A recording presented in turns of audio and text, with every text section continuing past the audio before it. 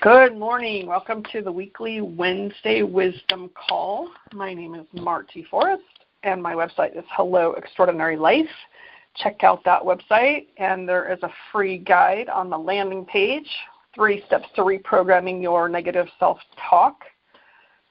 I still haven't figured out what else I want that to be. I'd like to refine that a little bit more. Just that title. Anyway, that's just a side note. I am a coach, private coach one-on-one. I also offer a course every few months when the timing is right. And that is a journey into loving yourself from the inside out. And that is 6 weeks of an hour call each week. And then you get out of it what you input in terms of there's a workbook and things to do outside of the call. And it's a pretty incredible time to go inside and begin that healing and begin taking care of that inner child that lives with all of us. Which leads right into the topic for today, which is I titled it, What is Disposable? Because I've been on this whole plastic kick for a while now. And the more I see, the more committed I become to getting away from disposable stuff. The things that that are not easily recyclable or that get just thrown away. So moving away from like straws. I stopped using straws, plastic straws. They're one-time use unless you save them. But I stopped using them some time ago and bought some stainless steel. I bought them on Amazon, I think. Amazon or eBay. They came with a little cleaner. So if I need a straw, I carry my stainless steel. It was a pack of like 4. They last forever. And then just simple things like produce bags. We go get produce in the produce department at the grocery store. And all those single-use produce bags. Some people say they use them over, but they're still landing in the landfills. And I think we've just become this disposable culture. And in this society, we get the next best thing constantly. New phone, new car, we upgrade all the time because our culture is that things are always being updated and upgraded, which is awesome. However, it's not really conducive to our environment when it's not reusable or fixable or biodegradable. And the metaphor of that was we do the same thing with our own feelings and emotions. We dismiss them. We dispose of them. We try to pretend they're not there. So I look at the picture, I've seen pictures of the beaches where they're just covered in plastic and garbage. And that's what I see us doing to ourselves, where every time we shove it down a little deeper, a little deeper, a little deeper, and then we add more and we add more, we add more, till it's coming out some other way. Right? It starts coming out sideways. It starts coming out in all these other ways of behavior because we haven't dealt with whatever that feeling is. Mostly, we don't know how to. We've not been taught. And the other piece of that is there's a lot of historical generational trauma that we have inherited, and therefore it lends to we don't really know how to. So I started reading this book, and I've known it intuitively, and I've said it for a long time, that our bodies are, when we're in the womb and we're conceived and we're forming in the womb, we're simply, energetically, we are imprinted with everything that our mom experiences. Whether she's sad or she's happy or she's angry or she's scared or whatever happens in her world imprints us. And we're only cells at this point, so we have this perception or this feeling that imprints in our DNA. So I started reading this book called It Didn't Start With You, How Inherited Family Trauma Shapes Who We Are and How to End the Cycle. And I haven't read the whole thing yet, but the part that struck me, and I'm going to just read from it, is chapter 2, and it's 3 generations of shared family history, the family body. And here's a couple paragraphs of this piece that I feel is important, because sometimes we just think it's us. It's me, and I'm fucked up somehow, and I don't know how to do it different, and I'm bad and wrong for that. And we have not understood or known that we've been imprinted with this trauma from generations ago.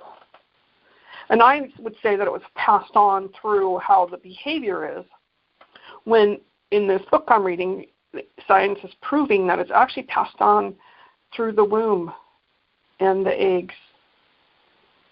And I'm fascinated by this because there's a couple of examples he uses in the book where people have this trauma and they start acting out this trauma that never happened to them. One of them was about the Holocaust. A woman escaped, but her whole family died. Whole family was incinerated. And then she started talking about, she was in this depressed state, indifferent, talking about, I'm going to just incinerate myself. This was not even her language. And she's the granddaughter of the woman who escaped. But the grandmother, her whole family died, incinerated in the camps. And here's the granddaughter. She has no idea. And the author is talking about how you listen for certain key words of people. So I'm just intrigued by this because I see us human beings do this all the time. We have things that happen and we're like, well, where does that even come from? Like, I never experienced this, but I have this fear of something or this phobia of something that I've not personally had the experience of. So maybe it's not always about our personal experience. So I wanted to read this. The history you share with your family begins before you are even conceived. In the earliest biological form, as an unfertilized egg, you already share a cellular environment with your mother and grandmother. When your grandmother was 5 months pregnant with your mother, the precursor cell of the egg you developed from was already present in your mother's ovaries. This means that before your mother was even born, your mother, your grandmother, and the earliest traces of all you were all in the same body, earliest traces of you were all in the same body. Okay. 3 generations sharing the same biological environment. This isn't a new idea. Embryology textbooks have told us as much for more than a century. Your inception can be similarly traced in your paternal line. The precursor cells of the sperm you developed from were present in your father when he was a fetus in your mother's womb. So with what we're learning now about the way stress can be inherited, we can begin to map out how the biological residue of traumas your grandmother experienced can be passed down with far-reaching consequences. Now, I've known this, but then I read this thing about how it's in the womb. It's in the womb. Whatever my grandma experienced, she came out of a depression. Her mother, my personal story, her mother was sold to an older gentleman when she was a teen, had my grandma and a boy that died. My grandma talked about that quite often. And then my grandma, that husband of hers died,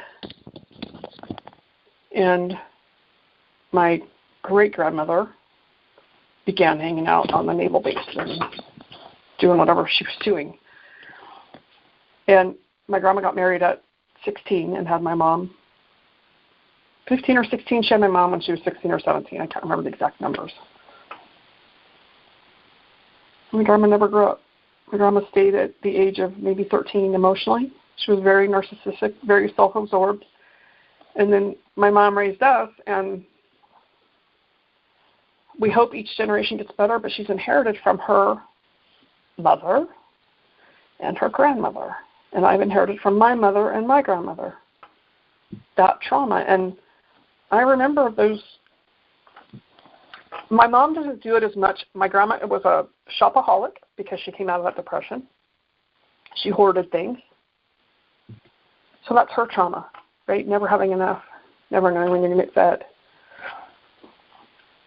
And then my mom She did it a little bit different. She didn't hoard. She made sure that she was very organized, but I can see in her sister that she has different behaviors developed. So I see the trauma affecting the generations. How do we begin to even change this? First of all, we have to even know it's there.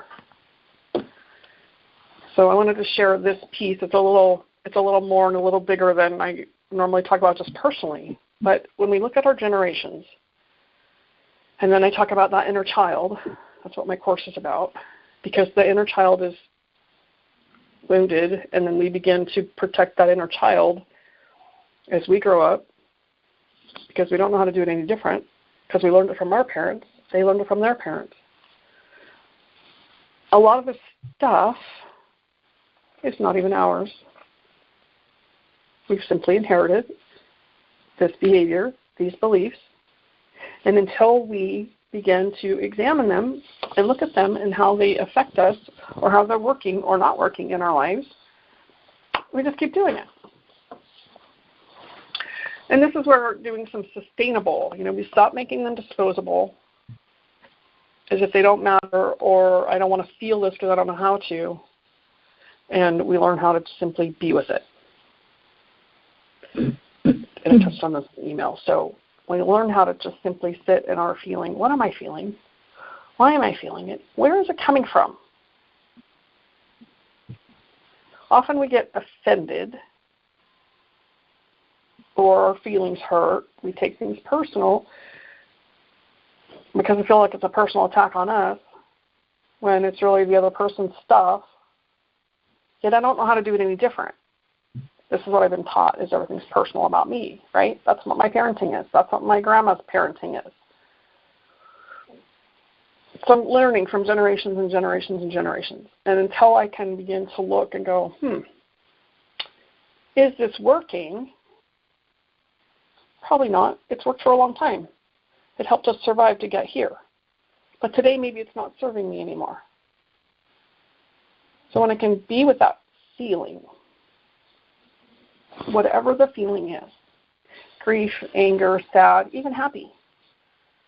Sometimes we're not even comfortable feeling happy because we're used to being miserable.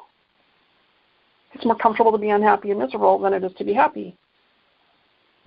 When we can learn how to sit and be with those feelings instead of shoving them under the carpet, pushing them further down inside of us, and we can get to the other side of it, we get a little different perspective.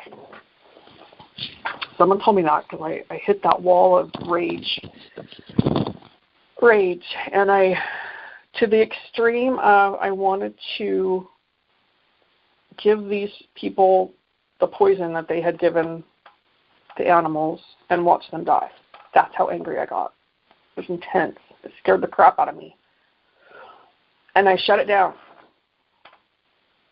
because it scared me. It terrified me that I would get that angry that I would want to hurt someone or take a life. Part of us. We call it the shadow side. And I spoke with a couple people, and they said, well, sit with it. When you start getting that angry, just sit with it. Don't do anything with it. Don't judge it. Don't try to stop it. You don't have to act on it either. Just sit with it. Feel it. Oh. It is incredibly, incredibly uncomfortable because I'm not used to feeling that depth of anger. I knew I was angry, but I had not experienced that depth of it yet. When I actually sat in it and wrote it out to the other side, then it gives it the space to clear out of my body. The thing that triggered me that day has never triggered me the same again because I allowed myself to sit through, clear to the other side. I didn't do anything with it. I didn't take any action on that in that moment. When I came to the other side, I got to look at it and go, okay, so what's the action that I'd like to take? Is there anything I'd like to take action about, like signing petitions or becoming an activist in some way to change that thing that triggered me so much. Anger is an easy example because we can all relate to it, because I think it terrifies a lot of us. Let me tell you, the same thing can be true about love, because as deeply as I can feel angry is also as deeply as I can love. When someone told me that scared me too. I know how to be angry. I know how to be upset. I know how to be negative and critical and those things. I know those places. They're comfortable to me. They're comfortable because they're familiar. They're not today, but they were for a long time.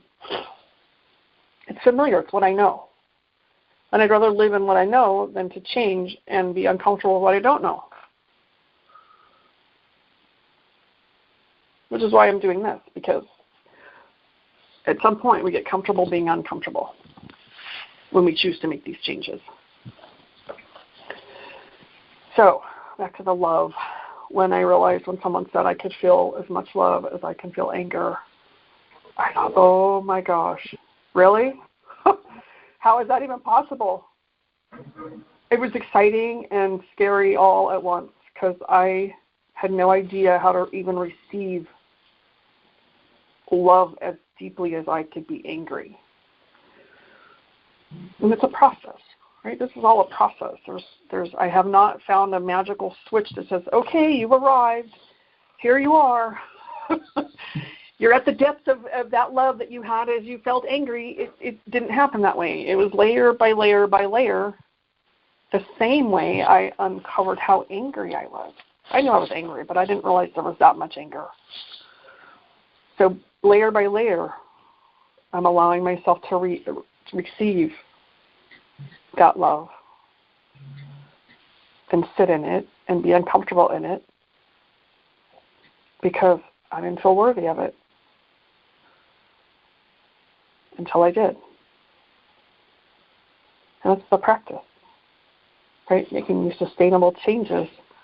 That's the practice of continuing and to keep going and to maybe take, somebody said it the other day, I take 2 steps forward and 5 steps back. Maybe it was you.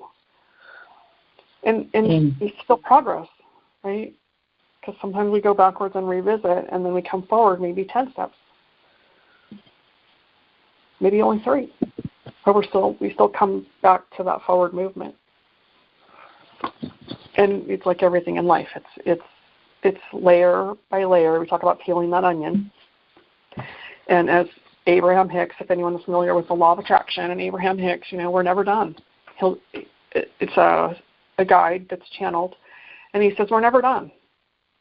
We're human. We're here to experience this human life, being human, and we're never done. It gets easier along the way the more we practice. And the more we practice, the more tools we have. And then the less time we stay in that place that's unhappy or miserable or negative or critical or whatever that is for us. So I don't live in that space anymore, but I'm very, very familiar with it.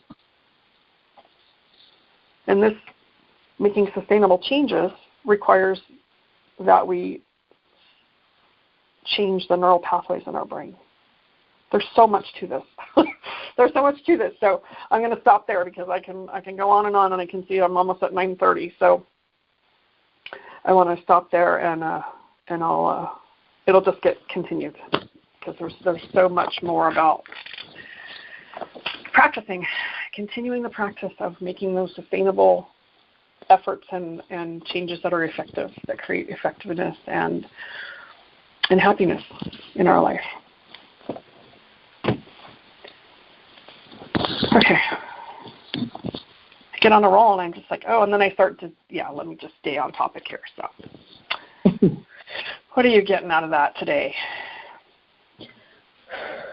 Oh my, there's so much to absorb that I can't. I'm still trying to wrap my mind around it. So I wouldn't, I don't even know where to go yet. I have to take time to absorb it. The one thing I wrote down that was interesting to me is we get comfortable being uncomfortable, and then we don't realize that's an uncomfortable situation because it just seems our normal, and it's just interesting. I have to really, really start thinking about that. Is this am I still doing this because it's what I know, or is it really unhealthy and should it go? Exactly. And the uncomfortable part I'm talking about is we learn to be comfortable being uncomfortable out of our comfort zone. That's the piece.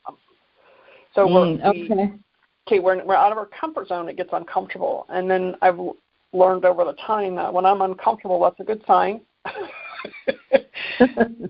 It's a good sign I'm out of my comfort zone. And then somewhere in there, we learn that comfortability about,